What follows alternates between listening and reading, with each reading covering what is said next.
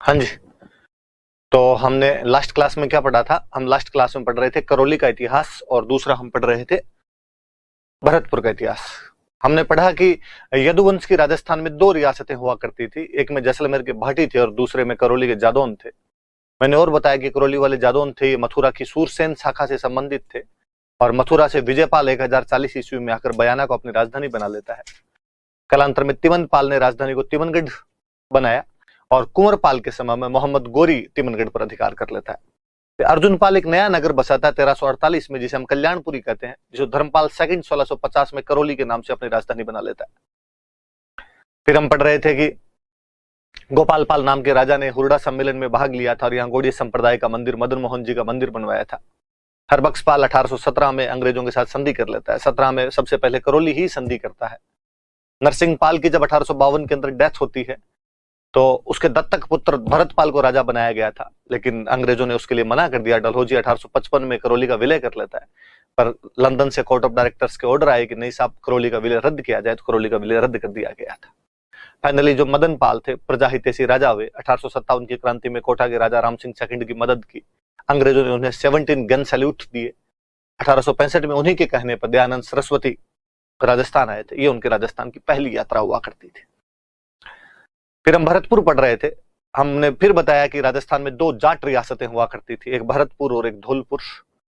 भरतपुर वाला जो इलाका था यूपी के मथुरा वाले इलाके के टच में करता था। यहाँ पर जाट बाहुल्य क्षेत्र हुआ करता था। 1669 में तिलपत के जाट जमींदार गोकुला औरंगजेब की कट्टर धार्मिक नीतियों और आर्थिक नीतियों से परेशान होकर अन्य जाट किसानों को लेकर विद्रोह कर देते हैं, लेकिन औरंगजेब उस विद्रोह को दबा देता है, गोकुला का वध करवा देता है, हत्या करवा देता है। कालांतर में 1687 के आसपास सिनसिनी गांव के जाट जमींदार राजाराम ने पुनः विद्रोह किया। इस बार भी औरंगजेब ने उनका विद्रोह हालांकि दबा दिया था, लेकिन विद्रोह के दबाने से पहले राजाराम ने सिकंदरा में अकबर के मकबरे को लूटकर उसके हड्डियां तक जला दी थी।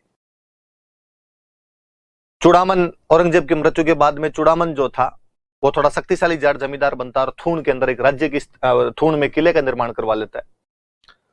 उसकी मृत्यु के बाद बदन सिंह सवाई जयसिंह की सहायता से प्रॉपर राजा ही बन जाता है। यहाँ पर डीग की जागीर मिलती है, ब्रजराज की उपाधि मिलती है, डीग में किले का निर्माण करवाता है, वेर में और कुम्हेर में भी किले बनवाता है। फिर उनके बेटे सूरजमल जो कि भरतपुर के सबसे अधिक प्रतापी सम्राट हुए, वो राज करते हैं, जिन्हें भरतपुर राज्य का वास्तविक संस्थापक कह सकते हो। उन्हें जाटों का प्लेटो या जाटों का अफलातून कहा जाता है। उन्होंने भरतपुर में प्रशासनिक सुधार कराए और मेरिट बेस्ड ब्यूरोक्रेसी की स्थापना की। उन्होंने एग्रीकल्चर रिफॉर्म्स करवाए और भरतपुर की जो इनकम थी वो 1,75,00,000 रुपए तक पहुंचा दी थी। सूरजमल जी ने दिल्ली पर आक्रमण किया, नूरजहां का झूला उठाकर लेके आ गए थे और डीग के जल महलों में उन्हें लगाया गया था। डीग के जल महल और भरतपुर के किले का निर्माण उन्हीं के समय में करवाया गया था। पानीपत के तीसरे युद्ध के समय सदाशिवराव भाऊ को सहायता देने के लिए गए थे, लेकिन भाऊ के साथ उनकी पटरी बैठी नहीं, वापस आ गए। लेकिन तीसरे युद्ध से जब मराठे भाग रहे थे तो उनकी महारानी किशोरी देवी ने मराठों के लिए दिल खोलकर शरण देने का अपना कर्तव्य पूरा किया था।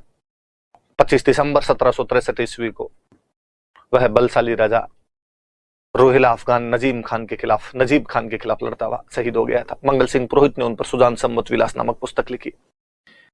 उनके बाद जवाहर सिंह राजा बने, जो माउंडा के युद्ध में जयपुर के राजा माधो सिंह प्रथम से युद्ध हार गए थे, परंतु जवाहर सिंह ने भी दिल्ली पर आक्रमण करके वहां से अष्टधातु के दरवाजे उखाड़ कर लेकर आ गया था, जिन्हें किसी समय अलाउद्दीन खिलजी चित्तौड़ से उखाड़ कर दिल्ली ले गया था। जवाहर सिंह ने उन दरवाजों को भरतपुर के किले में लगवाया और इस जीत की याद में जवाहर बुर्ज का निर्माण करवाया, जहां पर भरतपुर के राजाओं का राज तिलक किया जाता था। 1803 में रणजीत सिंह अंग्रेजों के साथ संधि कर लेता है। अंग्रेजों के साथ राजस्थान में यह पहली संधि थी, लेकिन 1804-05 में जब जसवंत राव होलकर भागता हुआ भरतपुर आता तो उसको भरतपुर में न केवल शरण दी गई बल्कि लॉर्ड लेक के 5 हमलों का सफलतापूर्वक सामना किया गया। इसलिए भरतपुर के किले का नाम लोहागढ़ी पड़ गया था। इस जीत की याद में भी फतेह बुर्ज का निर्माण करवाया गया था। ये बातें कल हमने पढ़ी थी। बेसिकली जब हिस्ट्री पढ़ते हैं तो बड़ी बड़ी सी ये रियासतें हैं, इनके बारे में हम पढ़ लेते हैं।